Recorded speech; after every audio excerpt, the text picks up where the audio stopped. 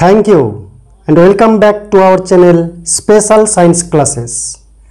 আমরা ক্লাস 12 এর থার্ড সেমিস্টারের অন্তর্গত ইলেকট্রোস্ট্যাটিক্স অর্থাৎ স্থির তড়িৎ নিয়ে আলোচনা করছিলাম। আজকে একটি নতুন অধ্যায় ধারক ও ধারকত্ব ক্যাপাসিটর এন্ড ক্যাপাসিট্যান্স নিয়ে আলোচনা করব। তো প্রচণ্ড গরম পড়েছে, ফ্যানও চালানো যায় না। যাই হোক, তবু সময়ের মধ্যে সিলেবাসটা শেষ করার চেষ্টা করছি। তো আজকের আলোচ্য বিষয় ধারক ও ধারকত্ব। যারা তোমরা আমার ভিডিও দেখছো তারা দর্শক, যারা পড়ে পাঠ করে তারা পাঠক, ঠিক তেমনি যারা ধারণ করতে পারে তারা ধারক। কি ধারণ করতে পারে? স্থির তড়িতের বেলায় আধান ধারণ করতে পারে যারা, তাদেরকে ধারক বলা হয়। আধান ধরে রাখতে পারে যে যন্ত্র আধানকে ধরে রাখতে পারে, অর্থাৎ তড়িৎ শক্তিকে ধরে রাখতে পারে, সঞ্চয় করে রাখতে পারে, সেগুলো হচ্ছে ধারক। তোমরা ক্যাপাসিটর বা ধারক দেখেছো যে ফ্যান চালানোর জন্য বা মোটর চালানোর জন্য একটা সিলিন্ড্রিক্যাল চোঙের মতো, অনেকেই চলতি ভাষায় বলে ব্যাটারিটা নষ্ট হয়ে গেছে, পাল্টে নিতে হবে। আসলে সেটা ব্যাটারি না, ধারক খানিকটা ব্যাটারির মতো কাজ করে বটে। ধারক আমরা ব্যবহার করি, ক্যাপাসিটর আমরা ব্যবহার করি এই ফ্যানে, মোটরে বা সেরকম বৈদ্যুতিক যন্ত্রে, যেটাকে চালাতে গেলে প্রথমে প্রচুর কারেন্ট দরকার, প্রচুর তড়িৎ প্রবাহ মাত্রা দরকার। তো আমাদের বাড়িতে যে তড়িৎ প্রবাহ মাত্রা আমরা সাপ্লাইড পাই, সেই তড়িৎ প্রবাহ মাত্রার মাধ্যমে ফ্যান, মোটর এগুলো চালানো সম্ভব না। অর্থাৎ শুরুতে বেশি পরিমাণে কারেন্ট দরকার, চালু হয়ে গেলে তারপরে এই তড়িৎ প্রবাহ মাত্রাই যথেষ্ট। কারণ বাড়িতে 5-10 অ্যাম্পিয়ারের তড়িৎ প্রবাহ মাত্রা থাকে, কিন্তু ফ্যান চালাইতে গেলে, মোটর চালাইতে গেলে প্রায় 50 অ্যাম্পিয়ার তড়িৎ প্রবাহ মাত্রা প্রয়োজন। তো যাই হোক, সেই জন্য কনডেন্সার বা ক্যাপাসিটর আমরা ব্যবহার করি। ক্যাপাসিটর বা ধারক বলতে বোঝায় এমন একটা বৈদ্যুতিক ব্যবস্থা যেখানে আধান সঞ্চয় করে রাখা হয় বা তড়িৎ শক্তি ধরে রাখা হয় এবং প্রয়োজনে তাৎক্ষণিকভাবে সমস্ত সাপ্লাই করা হয়। সেই যন্ত্রটা, সেই বিশেষ ব্যবস্থাটা হচ্ছে ধারক। ধারকের মাধ্যমে ধারকত্ব বৃদ্ধি করা হয়। ধারক, সবাই তো ধারক, যে কোনো পরিবাহী, যে কোনো পদার্থই কিছু না কিছু আধান ধরে রাখতে পারে। সবারই মধ্যে সবারই ধারক ধর্ম বা ধারকত্ব রয়েছে। তবে ধারক ব্যবহারের জন্য ধারকত্ব বাড়িয়ে বেশি পরিমাণে আধান সঞ্চয় করার ক্ষমতা বিশিষ্ট যে বিশেষ ব্যবস্থা যে যন্ত্রের মধ্যে করা হয়, সেটাকে বলা হচ্ছে ধারক। অর্থাৎ যে বিশেষ ব্যবস্থার মাধ্যমে আধান সঞ্চয় করে রাখা হয় এবং ধারকত্ব বৃদ্ধি করা হয়, সেই বিশেষ ব্যবস্থাটা হচ্ছে ধারক বা ক্যাপাসিটর। আর ধারকত্ব, ক্যাপাসিট্যান্স, ধারণ করার ক্ষমতা। যে কোনো পদার্থে যদি আধান দেওয়া হয় তার বিভব বৃদ্ধি পায়। অনেক রকমের পদার্থ নেওয়া হলো, সব পদার্থে সমপরিমাণ আধান দেওয়া হলো, কিন্তু দেখা যায় সমান আধান দেওয়া সত্ত্বেও সমান বিভব বৃদ্ধি পেল না। কারো বিভব কম বৃদ্ধি পেল, কারো বিভব বেশি বৃদ্ধি পেল। তো একক বিভব বাড়ানোর জন্য যে পরিমাণ আধান দরকার তাকে বলা হচ্ছে ধারকত্ব। যেমন তাপের বেলাতেও বলতে পারি আমরা যে বিভিন্ন পদার্থে আমরা যদি সমপরিমাণ তাপ দিই, সব পদার্থের উষ্ণতা বৃদ্ধি সমান হয় না। 1 ডিগ্রি উষ্ণতা বৃদ্ধির জন্য বিভিন্ন পদার্থে বিভিন্ন পরিমাণ তাপ প্রয়োজন, যাকে বলা হচ্ছে তাপগ্রাহিতা। ঠিক সেরকম ধারকের বেলায় 1 ভোল্ট বিভব বৃদ্ধির জন্য কোনো পরিবাহীতে, কোনো ধারকে যে পরিমাণ আধান প্রয়োজন 1 ভোল্ট বিভব বৃদ্ধির জন্য, সেটা হচ্ছে তার ধারকত্ব। তো ধারক কাকে বলে? আমরা লিখে রেখেছি, যে বিশেষ ব্যবস্থার দ্বারা তড়িতাধান সঞ্চয় করে রাখা হয় এবং কোনো পরিবাহীর ধারকত্ব বৃদ্ধি করা হয় তাকে ধারক বলা হয়। ধারক কি করে? ধীরে ধীরে তড়িৎ আধান সঞ্চয় করে বা তড়িৎ শক্তি সঞ্চয় করে এবং প্রয়োজন মতো একসাথে সেটাকে সাপ্লাই করে। বিশেষ করে চালু করার সময় মোটর, ফ্যান এই সমস্ত যন্ত্রপাতি চালু করার সময় ধারক বা ক্যাপাসিটর প্রচুর পরিমাণে তড়িৎ সাপ্লাই করে। এবার আমরা জানবো ধারকত্ব কি। ধারকত্ব বললাম যে একক পরিমাণ বিভব, একক বিভব বৃদ্ধি করার জন্য যে পরিমাণ আধান প্রয়োজন তাকে বলা হয় ধারকত্ব। ক্যাপাসিট্যান্স সি দিয়ে ডিনোট করা হয়। আর ধারকের চিহ্ন হচ্ছে ইলেকট্রিক সার্কিটে প্যারালাল দুটো লাইন দিয়ে ধারককে চিহ্নিত করা হয়, এটা হচ্ছে চিহ্ন। আর ধারকত্ব কি? মনে করলাম কোনো একটা পরিবাহীতে বা কোনো একটা ধারকে কিউ পরিমাণ আধান দেওয়া হলো, এবং তার ফলে ভি বিভব বৃদ্ধি পেল। কিউ আধান দিলে ভি বিভব বৃদ্ধি পেল। তারপর বলতে পারি যে কিউ এবং ভি এরা পরস্পর সমানুপাত, কিউ প্রপোর্শনাল টু ভি। কিউ যত বেশি দিব ভি তত বেশি হবে, কিউ যত কম ভিও কম, তাই সমানুপাতিক। আমরা জানি সমানুপাতিক চিহ্নকে যদি সমান চিহ্ন করি কি করতে হয়? একটা ধ্রুবক দিতে হয় সিভি। তো এখান থেকে সিকে আমরা ডিফাইন করতে পারি এইভাবে, কিউ বাই ভি, অর্থাৎ C is equal to Q by V. অর্থাৎ একক বিভব বৃদ্ধির জন্য যে পরিমাণ আধান প্রয়োজন তাকে বলা হচ্ছে ধারকত্ব। অথবা এরকমও করা যায় ইচ্ছা করলে, যে ভি বিভব বৃদ্ধি করতে, ভি বিভব বাড়াতে আধান লাগে কিউ, অতএব এক বিভব বাড়াতে আধান লাগে কিউ বাই ভি, আর সেটাই হচ্ছে ভি। অতএব C is equal to Q by V. মনে রাখতে হবে C equals to Q by V, ধারকত্ব সমান তড়িতাধান বাই বিভব। কিন্তু তড়িতাধান এবং বিভবের উপর সি নির্ভর করে না, সি তড়িতাধান আর বিভবের উপর নির্ভর করে না।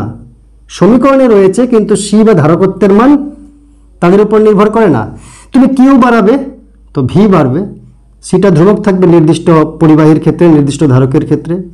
কিউ কমিয়ে দিব তো ভি কমে যাবে, অনুপাতটা স্থির থাকবে নির্দিষ্ট ধারকের জন্য, নির্দিষ্ট পরিবাহীর জন্য। সি কিউ এর উপর ভি এর উপর নির্ভর করে না, কিউ এর পরিবর্তনে ভি পরিবর্তন হয় এমনভাবে যে নির্দিষ্ট পরিবাহীর ক্ষেত্রে সি স্থির থাকে। সি একটা ধ্রুবক, তাই ধারকত্ব কার উপর নির্ভর করে? ধারকত্ব নির্ভর করে 1 নম্বর পরিবাহীর আকার এবং আয়তনের উপর। পরিবাহীর আকৃতি এবং আয়তনের উপর, বা আকার এবং আয়তনের উপর।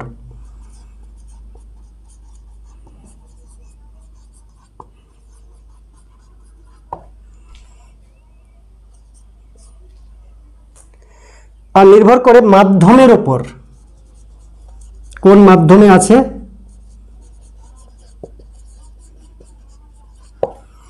3 নম্বর কোন পরিবাহীর ধারকত্ব নির্ভর করে তার পাশে উপস্থিত অন্য বস্তুর উপর, অন্য বস্তুর উপস্থিতির উপর।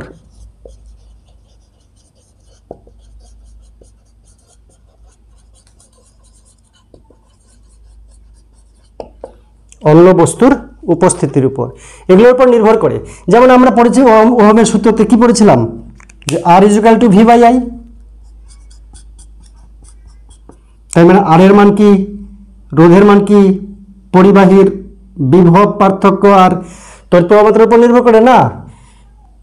ভি বাড়লে আই বাড়বে, ভি কমলে আই কমবে, এমনভাবে যে রেশিওটা স্থির থাকে নির্দিষ্ট পরিবাহীর ক্ষেত্রে। অ্যাকচুয়ালি আর নির্ভর করতে কিসের উপর? রো এল বাই এ, দৈর্ঘ্যের উপর, প্রস্থচ্ছেদের উপর, উপাদানের উপর। ঠিক সেরকম ক্যাপাসিট্যান্স অর্থাৎ ধারকত্ব নির্ভর করে পরিবাহীটা আকার কীরকম, গোলাকার, সমান্তরাল পাত ধারক না অন্যরকম, ছোট না বড়, সে আয়তনের উপর এবং আকারের উপর নির্ভর করে। মাধ্যমের উপর আমরা পড়ব সমান্তরাল পাত ধারক, তো মাঝখানে কোন মাধ্যম আছে তার উপর নির্ভর করবে। পাশে অন্য বস্তু আছে কি না সেই বস্তু কীরকম তার উপস্থিতির উপর নির্ভর করবে, এই সমস্ত বিষয়ের উপর ধারক নির্ভর করে, ধারকত্ব নির্ভর করে ধারকের। একক কি? একক তো আমরা এখান থেকে তৈরি করতে পারি। কিভাবে? ধারকত্ব C equals to Q by V. একক বিভব বাড়াতে যে পরিমাণ আধান দরকার সেটা হচ্ছে ধারকত্ব। তো ধারকত্বের একক হবে কিউ এর একক বাই বিভবের একক। কিউ এর একক মানে আধানের একক হচ্ছে এসআই পদ্ধতিতে কুলম্ব, আর বিভবের একক এসআই পদ্ধতিতে কি তোমরা জানো, ভোল্ট। তাই ধারকত্বের একক কুলম্ব বাই ভোল্ট।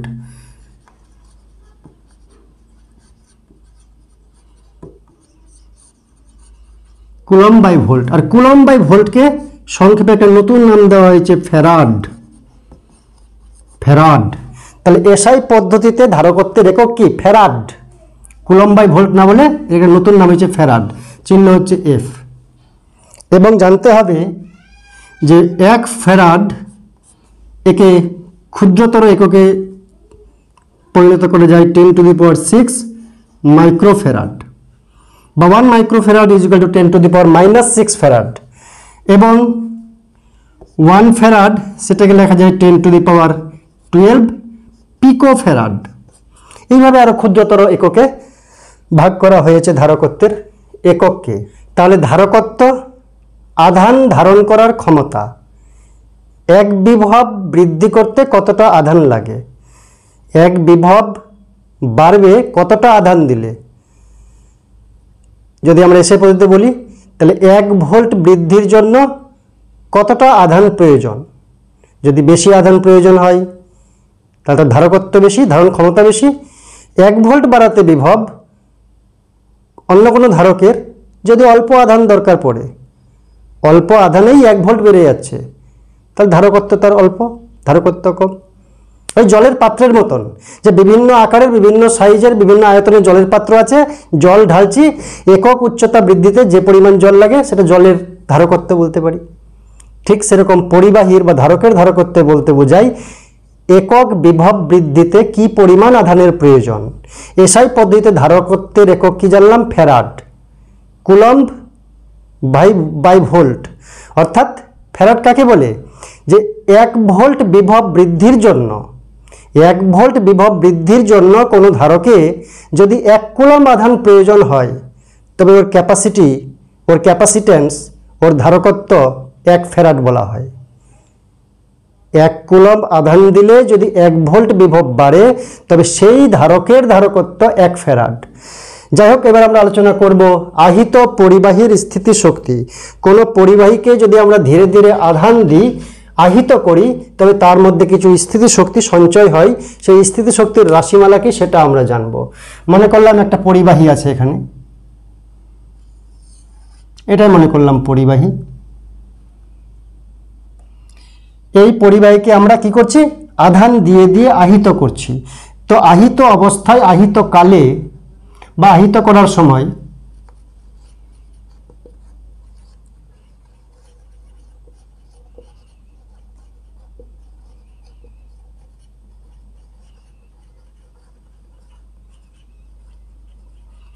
আহিত করার কোনো এক মুহূর্তে, কোনো একটা মুহূর্তে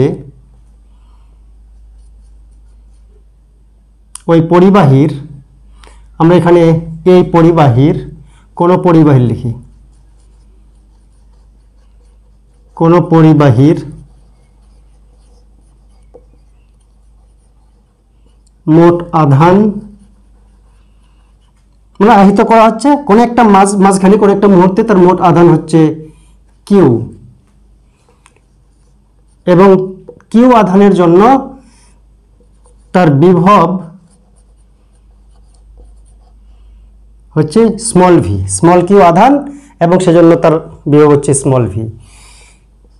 যদি এই পরিবাহীর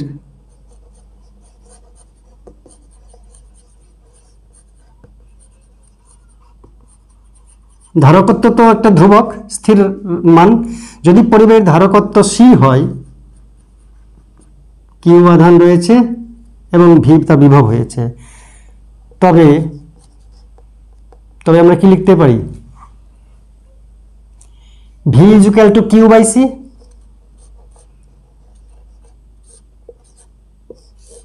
এটা তো আমরা জানি V is equal to Q by C.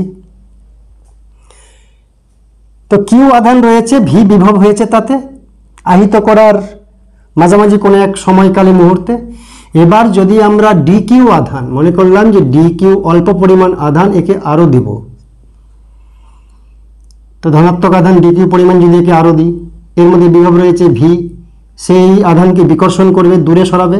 তাই বহিস্থ এজেন্ট কিছু কার্য করে কার্যের বিনিময়ে ডি কিউ আধানকে এইখানে স্থাপন করতে পারবে, কারণ ভি বিভবজনিত বিকর্ষণ বলের কারণে এটাকে দূরে সরানোর চেষ্টা করবে। তাই দিতে হলে কার্য করতে হবে বহিস্থ এজেন্ট দ্বারা। অর্থাৎ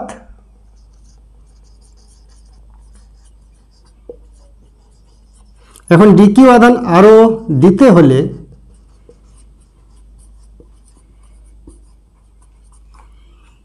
ভি বিভব জনিত বিকর্ষণ বলের বিরুদ্ধে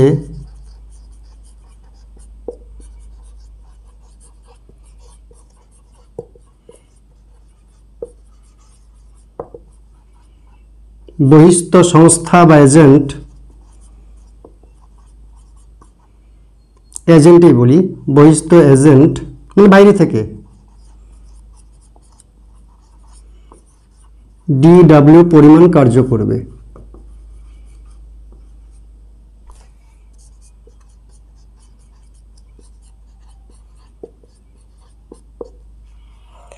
অতএব DW কত? আমরা জানি DW ইজ ইকুয়াল টু কি হবে, কোন এক বিন্দুর বিভব যদি ভি হয়, তার মানে কি একক আধান আনতে গেলে ভি পরিমাণ কার্য করতে হয়, তার ডিকিউ আধান আনতে গেলে ভি ডিকিউ কার্য করতে হবে। কোন একটা বিন্দুর কোন একটা জায়গার বিভব যদি ভি হয়, তার মানে একক আধান আনতে গেলে ভি পরিমাণ কার্য করতে হয়, সেজন্য বিভবকে ভি বলা হয়। তাহলে ভি বিভব রয়েছে, আমরা ডিকিউ পরিমাণ আধান আনবো, তাহলে ভি ডিকিউ কার্য করতে হবে। আমি যদি ভি এর মান এখানে বসিয়ে দিই, এই মানটা কিউ বাই সি, তাহলে কিউ বাই সি ডিকিউ, অল্প আধান নিয়ে আসার জন্য।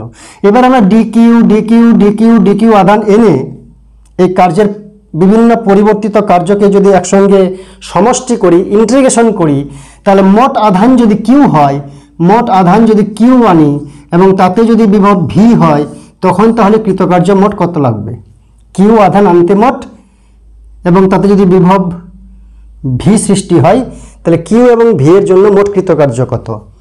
অতএব মোট তড়িতাধান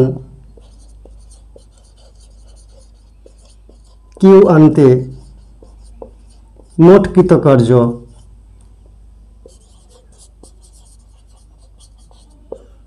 কি হবে, W integration of d W integration of Q upon C d Q, zero থেকে কিউ পরিমাণ আধানে আহিত করব। বুঝা গেল তো?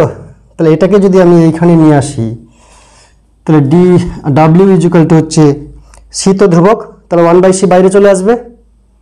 1/c বাইরে চলে আসলে কি ডি কিউকে যদি ইন্টিগ্রেশন করি লিমিট 0 টু ক্যাপিটাল কিউ পর্যন্ত, তাহলে এটা সহজেই বুঝবে 1/c, কিউটা Q square by 2, capital Q বসাবো, কিউ স্কোয়ার বাই 2 হয়ে যাবে, অর্থাৎ Q square divide by 2c। এবার কিউ এর মান যদি বসাই আমরা, কিউ এর মান কি হবে, Q is equal to Q by V is equal to C. Finally এখানকার সি একই, কিন্তু কিউ আর ভি গুলো পাল্টাপাল্টি করলো, কিউ বাড়িয়ে দিলাম তো ভি বাড়ে গেল। তো এখান থেকে আমরা কি বলতে পারি, কিউ এর মান কত, Q is equal to C V. তো কিউ ইজ ইকুয়াল টু যদি সি ভি হয়, তাহলে হচ্ছে C square V square divide by 2c is equal to half C V square is equal to W. এই কৃতকার্যটাই আহিত পরিবাহিতে স্থিতি শক্তি হিসাবে সঞ্চিত থাকবে। তাহলে এটাই হচ্ছে স্থিতি শক্তির রাশিমালা। কার্যটাই তো শক্তি, অতএব স্থিতিশক্তির রাশিমালা হচ্ছে এটা। যাই হোক, এবার আমরা একটা নিরেট গোলাকার ধারক স্ফেরিক্যাল সলিড স্ফিয়ার, স্ফিয়ার বললে আর স্ফেরিক্যাল বলার দরকার নাই, একটা সলিড স্ফিয়ার, তার রেডিয়াস মনে করলাম আর, তাকে প্লাস প্লাস আধানে আহিত করলাম। সলিড স্ফিয়ার যদি হয় এবং পরিবাহী যদি হয়, যতই আমরা আধান দিই ভিতরে, আধানগুলা পরস্পর বিকর্ষিত হয়ে দূরে দূরে থাকার চেষ্টা করবে, তাই পরিবাহীর বহির্পৃষ্ঠে সমস্ত আধান অবস্থান করবে, কারণ সেটাই একমাত্র উপায় দূরে থাকার আধানগুলির পারস্পরিক। তো আর রেডিয়াসের একটা স্ফিয়ার রয়েছে পরিবাহী, এর মধ্যে কিউ পরিমাণ আধান দেওয়া হয়েছে প্লাস কিউ পরিমাণ। যদি এর বিভব তাতে ভি দাঁড়ায় এবং ক্যাপাসিট্যান্স যদি তার সি হয়, তাহলে এদের মধ্যে সম্পর্ক কি, সি এর মান আমরা নির্ণয় করব। তাহলে আমরা কি লিখতে পারি? আমরা লিখতে পারি যে গোলাকার পরিবাহী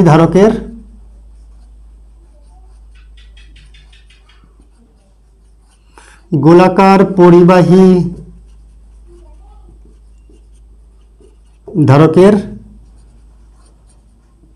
ধরি ব্যাসার্ধ সমান ক্যাপিটাল আর, আধান যে আধানে দেওয়া হলো বা আহিত আধানের মান প্লাস কিউ, আর এই প্লাস কিউ আধান দেওয়ার জন্য বিভব হলো মনে করলাম বিভব সমান ভি। যদি ধারকত্ব, যদি এই ধারকের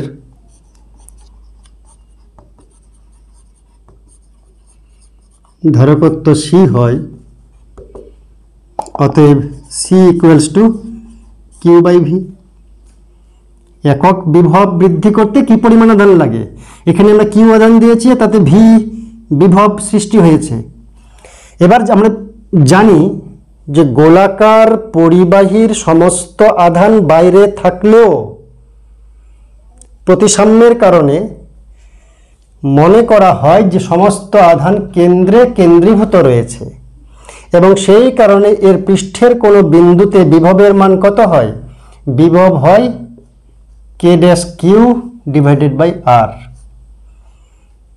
আমরা প্রিভিয়াস ভিডিওতে এগুলো আলোচনা করেছি যে বিভব এর মান কত, কিউ আধান থেকে আর দূরে বিভবের মান কত, বিভব is equal to K dash Q divided by R, যেখানে কে ড্যাশ একটা ধ্রুবক। সিজিএস পদ্ধতিতে বায়ু বা শূন্য মাধ্যমের জন্য 1, এসআই পদ্ধতিতে বায়ু বা শূন্য মাধ্যমের জন্য কে ড্যাশের মান কত? 1/4πε0, তাই তো? যদি অন্য কোনো মাধ্যম হয় তাহলে এসআই পদ্ধতিতে 1/4πε0 শুধু না, 1/4πε0 আর, এপসাইলন 0 আর এপসাইলন আর দুটোকে গুণ করলে এপসাইলন হয়। এপসাইলন আরটা কি? রিলেটিভ পারমিটিভিটি, আর এপসাইলন 0টা শূন্য মাধ্যমের পারমিটিভিটি। তো যাই হোক, আমরা কে ড্যাশ দিয়ে, মেইন সূত্র ছিল কে ড্যাশ দিয়ে, আমি কে ড্যাশ দিয়ে বার করব। তাহলে V is equal to K dash Q by R. তাহলে এখানে ভি এর মানে বসাবো K dash Q divided by R, Q Q কাটবে, তাহলে হবে R divided by K dash. যদি সিজিএস এ বলি, সিজিএস বায়ু বা শূন্য মাধ্যম,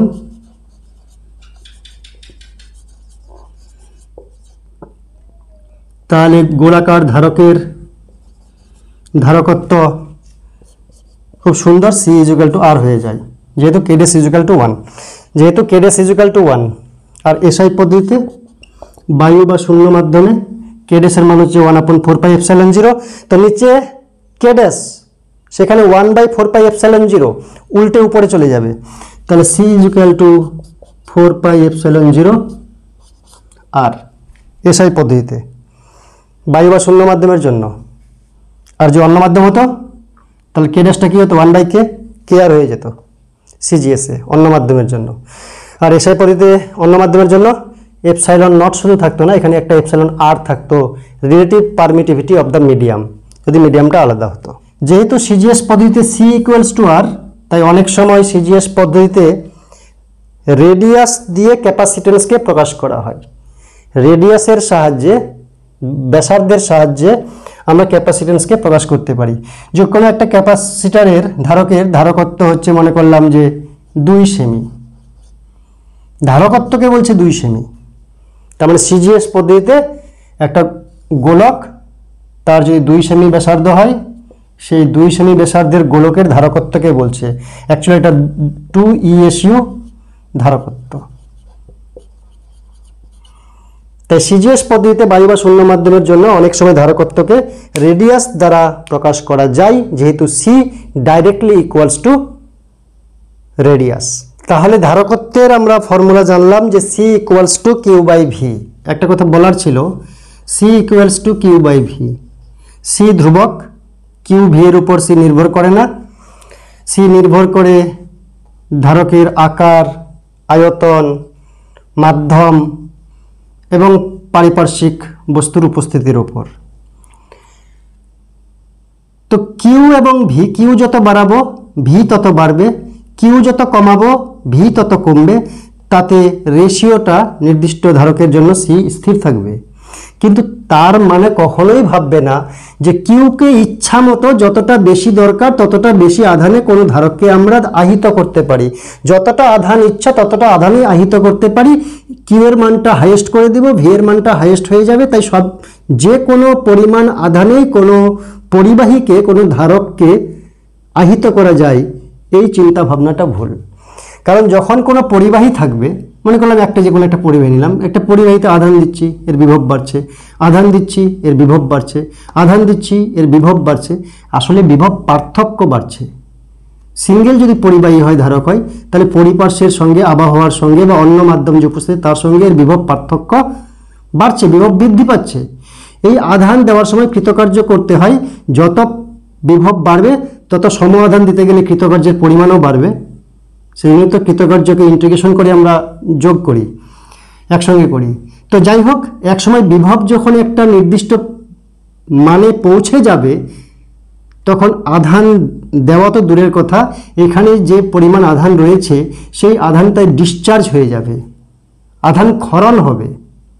এখানকার আধান বাইরের বায়ুমণ্ডলকে পোলারাইজড করবে বলে এখানকার আধান ক্ষরিত হবে, এখানে বিদ্যুৎ চমকাবে, আলো জ্বলবে, আধান ক্ষরিত হবে। তো সেই কারণে যা ইচ্ছা, যতটা ইচ্ছা সে পরিমাণ আধান দেওয়া যায় না, যাকে করোনা ডিসচার্জিং বলা হয়। কি? Corona discharging. তো যাই হোক, আধান বেশি দিব, বিভব বেশি হবে, তাতে সি এর মানটা স্থির থাকবে। কিন্তু তার মানে এই নয় যে যতটা ইচ্ছা ততটাই আধানে আহিত করা যাবে কোনো ধারককে, কোনো পরিবাহীকে। আমরা এবার জানবো সমান্তরাল পাত ধারক এবং তার ধারকত্ব। সমান্তরাল পাত ধারক দুটো সম আকৃতির, সমান ক্ষেত্রফল বিশিষ্ট ধাতব পাত সমান্তরালভাবে ক্ষুদ্র দূরত্বের মধ্যে যদি রাখা যায়, দূরত্বটা ক্ষুদ্র, এরও ক্ষেত্রফল এ, এরও ক্ষেত্রফল এ, এর যেমন রূপ চেহারা এর তেমনি রূপ চেহারা, সমান আকৃতির, সমান ক্ষেত্রফল বিশিষ্ট দুটি সমান্তরাল ধাতব পাতকে খুব অল্প দূরত্বের মধ্যে রাখলে, অল্প দূরত্ব কেন বলছি? দূরত্ব অল্প হলে ধারকত্ব বৃদ্ধি পায়। তাই অল্প দূরত্বের মধ্যে রাখতে হবে। তাহলে এই ধারককে বলা হচ্ছে সমান্তরাল পাত ধারক। এবং তাতে যদি যে কোনো একটা পাতকে আমরা প্লাস কিউ আধানে যদি আহিত করি, মনে করলাম এখানে প্লাস কিউ আধান দিলাম, আর এখানে আমি এটাকে আহিত করিনি, শুধুমাত্র এটাকে আহিত করলাম প্লাস কিউ, তাহলে দেখা যাবে এখানে যে এটা মনে করলাম যে নিস্তরিত ছিল, কিন্তু তার মানে এখানকার ইলেকট্রনগুলা এই পৃষ্ঠর কাছাকাছি এই দিকে চলে আসবে, মুক্ত ইলেকট্রনগুলা এদিকে চলে আসবে। আর প্লাস ইলেকট্রন এদিকে, এই মুক্ত ইলেকট্রন এই প্রান্তে যদি চলে আসে, এটার সাইডের দিকে যদি মুক্ত ইলেকট্রন চলে আসে, তো অপর প্রান্তে প্লাস আধান হবে। এবার যদি আমি এমন করি, এটাকে যদি ভূ সংলগ্ন করে দিই, আর্থিং করে দিই, তাহলে এই প্লাসগুলা তো ওই প্লাসগুলোকে ঠেলছে, আর তারপরে আবার আর্থিং করে দিয়েছি, তাহলে এই প্লাসগুলা আর্থিংয়ের মাধ্যমে মনে করতে পারি আমরা মাটিতে চলে গেল, আর্থিং হয়ে গেল। তাহলে কি হবে? এখানে আরও আধানে আহিত করা যাবে, আরও এখানে মাইনাস হবে। তো এইভাবে এটাতে যদি প্লাস কিউ আধানে আহিত করি আর এই পাতকে যদি আমরা ভূমির সঙ্গে যুক্ত করি ভূ সংলগ্ন, তো এখানে প্লাস কিউ আধানে আহিত করলে এখানে মাইনাস কিউ আধান ইনডিউসড হবে, মাইনাস কিউ আধান ইনডিউসড হবে। এবং যেহেতু এরা সমান্তরাল কাছাকাছি, এখানে D much much less than A, সেই কারণে কি হবে, এখানে যে তড়িৎ ক্ষেত্র তৈরি হবে সেই তড়িৎ ক্ষেত্রটা কি হবে, সুন্দর হবে। সুন্দর হবে মানে কি, সুষম তড়িৎ ক্ষেত্র তৈরি হবে। এখানে সুষম তড়িৎ ক্ষেত্র তৈরি হবে। সুষম তড়িৎ ক্ষেত্র মানে কি তোমরা জানো, তড়িৎ বলরেখাগুলি সমান্তরাল হবে, ইকুই ডিস্টেন্স হবে, সরল রেখা হবে, তাকেই তো বলে সুষম তড়িৎ ক্ষেত্র। কি বললাম, সুষম তড়িৎ ক্ষেত্র তাকেই বলা হয় যেখানে সমান্তরাল ভাবে প্রত্যেকটা তড়িৎ বলরেখা যায়, পরস্পর থেকে সমান দূরত্বে যায়, মানে ডেনসিটি একই থাকে একটা নির্দিষ্ট তলের মধ্যে, তাহলে সুষম তড়িৎ ক্ষেত্র তৈরি হবে। আমরা কি বার করতে যাচ্ছি, এই সমান্তরাল পাথ ধারকের ধারকত্ব নির্ণয়। সমান্তরাল পাথ ধারক কাকে বলে আমি আর লিখলাম না, দুটি সমান আকৃতির সমান ক্ষেত্রফল বিশিষ্ট সমান্তরাল ধাতব পাতকে খুব অল্প দূরত্বের মধ্যে রাখলে যে ধারক তৈরি হয় তাকে সমান্তরাল পাত ধারক বলে। আমরা ধারকত্ব নির্ণয় করছি।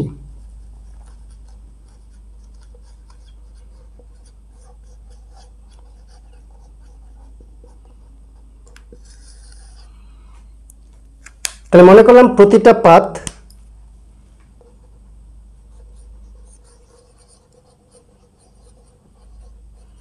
প্রতি পাতের ক্ষেত্রফল সমান এ, পাথ দ্বয়ের মধ্যে দূরত্ব যা দেখতে পাচ্ছি সেটাকেই লিখে দেব, কোনো কিছুই মুখস্থ করার প্রয়োজন নেই। পাত দ্বয়ের মধ্যবর্তী দূরত্ব বা পাত দ্বয়ের মধ্যে দূরত্ব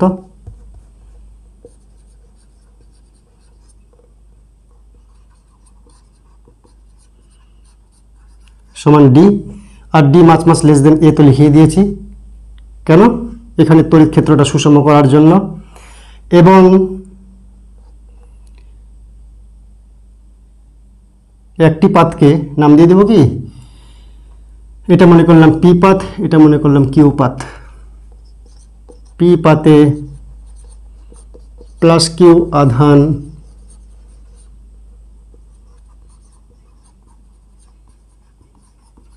দেওয়া হলো, বাহিত করা হলো, অতএব কিউ পাতে মাইনাস কিউ আধান আবিষ্ট হলো।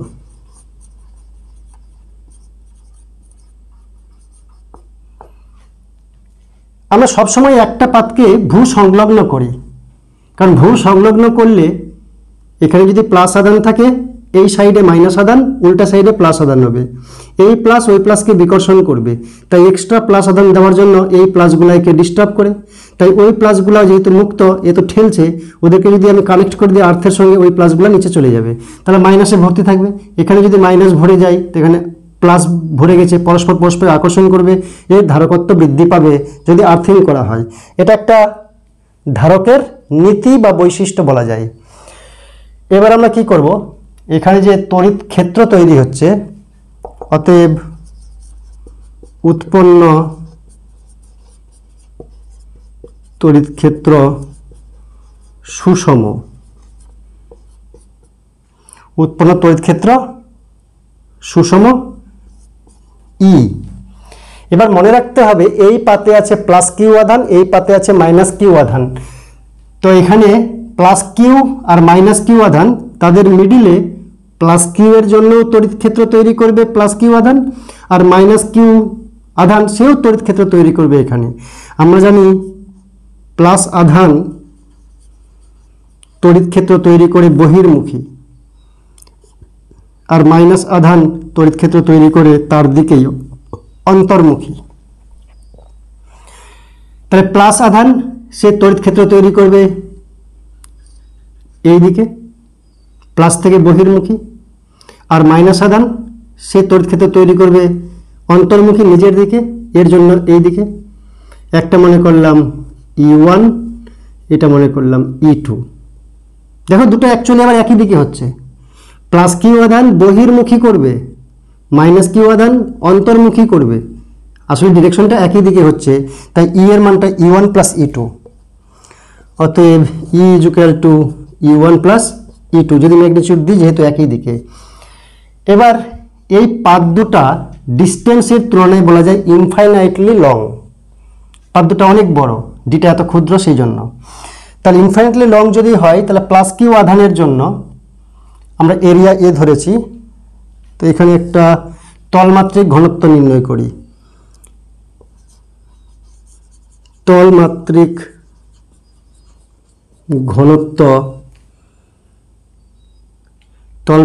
ঘনত্ব আধানের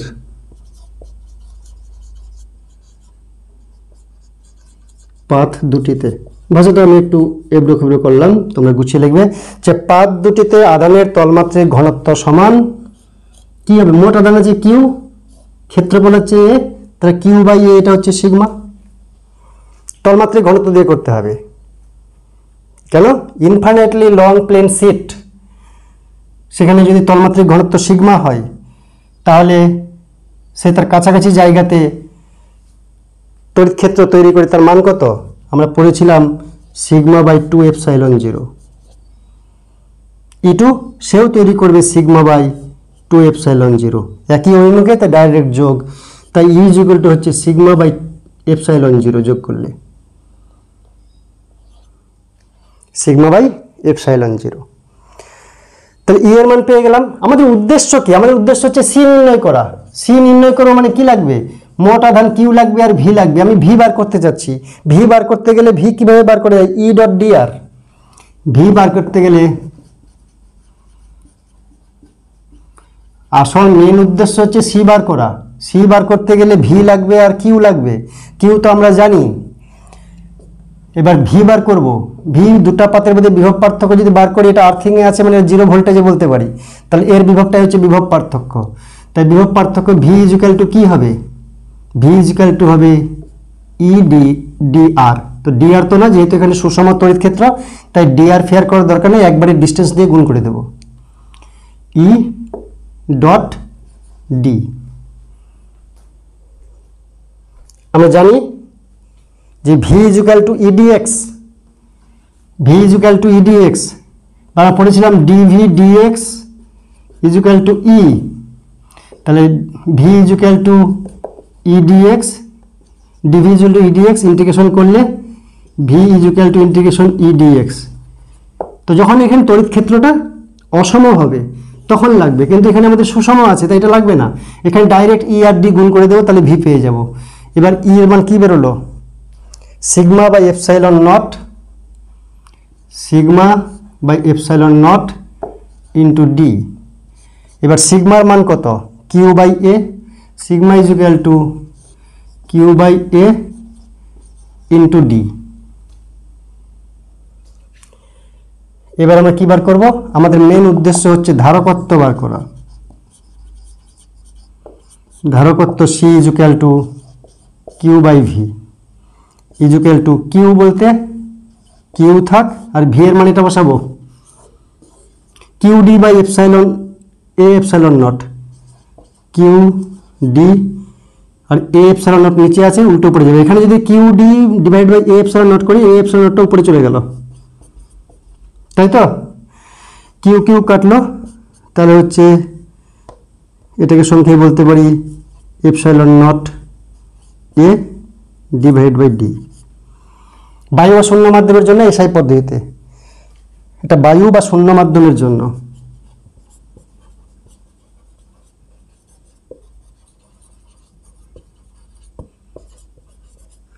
যদি অন্য মাধ্যম থাকে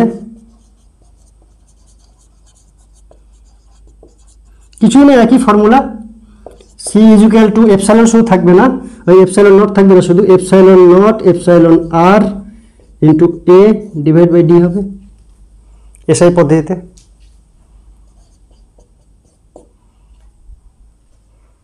তো এটা হচ্ছে ক্যাপাসিটেন্সের মান। যদি ভালো করে দেখো, দেখবে এরিয়ার সঙ্গে সমানুপাতিক। কার উপর নির্ভর করছে? সি এর মানটা বাড়বে কখন? এরিয়া বাড়লে। এর যদি প্লেট দুটার যদি এরিয়া বাড়ে, তাহলে সি এর মান বাড়বে।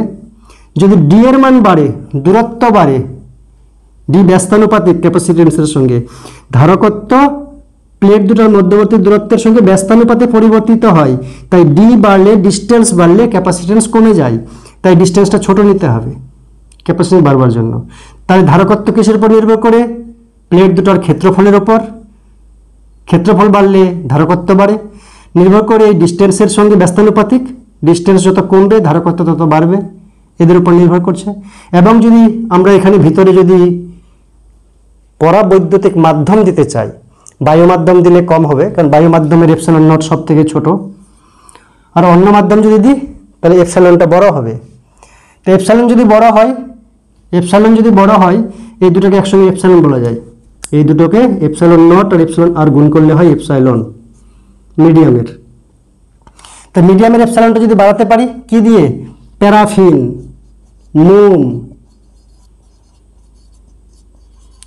অভ্র, কাঁচ, এই সমস্ত পরাবৈদ্যুতিক মাধ্যম যদি ভিতরে আমি ভরে দিতে পারি তাহলে এপসাইলনের মানটা বৃদ্ধি পাবে, বা এপসাইলন আর এর মান বৃদ্ধি পাবে। নট তো স্থির, আমরা আলোচনা করেছি এগুলা, যে এপসাইলন নট বা epsilon medium is equal two relative permittivity, এগুলো সব আলোচনা করা হয়েছে প্রথম ভিডিওগুলোতে। এই মাঝখানে দুটো প্লেটের মাঝখানে আমি এমন পরাবৈদ্যুতিক মাধ্যম রাখবো যেটা রাখার জন্য এপসাইলনের মান বেড়ে যায়, এপসাইলন এম এর মান বেড়ে যায়, এটা ধ্রুবক। এই দুটো মাধ্যমের উপর ডিপেন্ড করে। কোনো মাধ্যমের তড়িৎভেদ্যতা শূন্য মাধ্যমের থেকে কত গুণ, সেটাই হচ্ছে রিলেটিভ পারমিটিভিটি। তো রিলেটিভ পারমিটিভিটি যদি বেড়ে যায় তাহলে আমাদের ক্যাপাসিটর এর ক্যাপাসিটেন্স বেড়ে যাবে। আমরা সমান্তরাল পাত ধারক আলোচনা করলাম, তাতে দুইটি পথে একটিতে প্লাস কিউ আধানে আহিত করা হয়েছে আর অপর পাতে অটোমেটিক্যালি মাইনাস কিউ আধান আবিষ্ট হয়েছে। প্লাস কিউ আধান মাইনাস কিউ আধান যদি থাকে অবশ্যই পরস্পরকে আকর্ষণ করবে। এই আকর্ষণ বলের মান আমরা নির্ণয় করব। আকর্ষণ বল এই প্লেট ওই প্লেটকে আকর্ষণ করবে আর এই প্লেট এই প্লেটকে আকর্ষণ করবে। পরস্পরকে আকর্ষণ করা মানে কি? এর উপর একে আকর্ষণ করবে এই প্লেটটা আর এই প্লেটটাকে আকর্ষণ করবে এই প্লেটটা। তবে যদি এটাকে 1 নাম্বার এটাকে 2 নাম্বার ধরি তাহলে এফ একের উপর আকর্ষিত হচ্ছে 2 দ্বারা, কি হবে? আকর্ষণ বলের মান কত? আকর্ষণ বলের মান হচ্ছে ই ইন্টু কিউ। এবার ই এর মান কত? ই বলতে কোনটা ই? এর 2 রকমের ই আছে। ধনাত্মক আধান E1 তড়িৎ ক্ষেত্র তৈরি করে আর ঋণাত্মক আধান E2 তড়িৎ ক্ষেত্র তৈরি করে। তো 2 নাম্বার তড়িৎ ক্ষেত্র দ্বারা, তাই E2 কে নিব আমরা এখানে। E2 এর মান কত? E2 এর মান হচ্ছে sigma upon 2 epsilon naught into Q. এবার কিউ কে আমরা কি লিখতে পারি? Q is equal to sigma A, যেহেতু এটার ক্ষেত্রফল এ ছিল, এটার ক্ষেত্রফল এ ছিল, তাহলে Q is equal to sigma A যদি লিখি তাহলে sigma square A by 2 epsilon naught. ঠিক সেরকম F21 যদি করি তাহলে একই রকম আসবে sigma square A by 2 epsilon naught, কিন্তু ডিরেকশনে এরা বিপরীত। তাই ম্যাগনিচিউড যদি নিই F12 is equal two F21 ম্যাগনিচিউডে। পরস্পরকে আকর্ষণ করছে, আকর্ষণ বলে অবশ্যই সমান কিন্তু বিপরীতমুখী, তাই ম্যাগনিচিউডে এরা সমান হচ্ছে। যাই হোক, এরপরে ফাঁপা গোলীয় ধারকের ধারকত্ব। ফাঁপা গোলীয় ধারক বলতে বোঝায় যে দুটি ধাতব গোলক সমকেন্দ্রিক, এক কেন্দ্রে থাকবে, তার মধ্যে যে কোনো একটা গোলককে আমরা ভূ সংলগ্ন করব। তাই দুটা পরিস্থিতি আছে। কেন্দ্র থেকে বহির্গোলকের ব্যাসার্ধ বি ধরলাম, অন্তঃগোলকের ব্যাসার্ধ এ ধরলাম। অন্তঃগোলকে মনে করলাম প্লাস কিউ আধান দিয়েছি, তাহলে বহির্গোলকে মাইনাস কিউ আধান তৈরি হবে। ভিতরের মুখে মাইনাস কিউ, বাইরে প্লাস কিউ। এটাকে যদি আমরা বহির্গোলকটাকে যদি আমরা ভূসংলগ্ন করি তাহলে প্লাস কিউটা চলে গেছে, এখানে প্লাস কিউ আছে তো এখানে মাইনাস কিউ বাঁচবে। এই হচ্ছে গল্প। এবার আমরা এর ক্যাপাসিট্যান্স সি এর মান নির্ণয় করব। তো অতএব সি এর মান নির্ণয় করতে কি লাগবে? ভি লাগবে এবং কিউ লাগবে। তাহলে এটা ভূসংলগ্ন, তো এর ভি হচ্ছে 0, বহির্গোলকের ভি সমান 0, যেহেতু আর্থিং করা আছে মাটির সঙ্গে সংলগ্ন, তার মানে ভি 0 হয়ে গেছে। তাহলে ভি কোথায় থাকবে? এর ভিটাই হচ্ছে বিভব পার্থক্য। অন্তঃগোলকের গাত্রে অন্তঃগোলকের উপরে যে বিভব থাকবে সেটাই হচ্ছে বিভব পার্থক্য ভি। তো ভি ইজ ইকুয়াল টু কি? V is equal two V1 plus V2, মানে 2 রকম আধান আছে। এর বিভব 0 হোক কিন্তু এর জন্য এখানে বিভব হচ্ছে মনে রাখতে হবে প্লাস কিউ আধান সেটাও কেন্দ্রে কেন্দ্রীভূত আছে, মাইনাস কিউ আধান সেটাও কেন্দ্রে কেন্দ্রীভূত আছে। তার মানে মোট আধান কেন্দ্রে 0 না, এরকম ধরলে হবে না। প্লাস কিউ আধান কেন্দ্রে কেন্দ্রীভূত আছে, তার জন্য বিভব কত? Plus Q into 4πε0 into plus Q এর রেডিয়াস হচ্ছে এ। আর ভি2 আধানে আমরা জানি বিভবের সময় আধানের চিহ্ন বসাতে হয়, তো V two minus Q 4πε0 into B. এটাকে যদি হিসাব করি তাহলে কিউ ডিভাইড বাই 4πε0 কমন নিয়ে নিলাম, 1/a মাইনাস 1/b, এখান থেকে আসছে কিউ বাই 4πε0, এটা হচ্ছে B minus A divide by A B, এটা হচ্ছে বিভব। অতএব সি ইজ ইকুয়াল টু কি? Q by V. এবার আধান কত? কিউ রয়েছে, মনে রাখতে হবে প্লাস কিউ মাইনাস কিউ যোগ করলে হবে না, এখানে আধান বলতে কিউকে ধরতে হবে, প্লাস মাইনাসের গল্প না, কিউ আধান রয়েছে। তাই কিউ ভি এর মান বেরিয়েছে Q by 4πε0 B minus A divide by A B. এটাকে হিসাব করলে কত হয়? কিউ কিউ কাটে, তাহলে 4πε0 A B divide by B minus A. এটা হচ্ছে যদি বাইরের গোলককে ভূসংলগ্ন করা যায়। 1 নম্বর কন্ডিশন এটা, বহির্গোলক ভূসংলগ্ন, তখন এই ক্যাপাসিট্যান্স বেরোবে। এবার অন্তর্গোলক ভূসংলগ্ন করা যায়, সেটা আমরা পরের ভিডিওতে আলোচনা করব, তার সঙ্গে ক্যাপাসিটরের বিভিন্ন সমবায় রয়েছে সেগুলা। আজকের জন্য এই পর্যন্তই, থ্যাংক ইউ।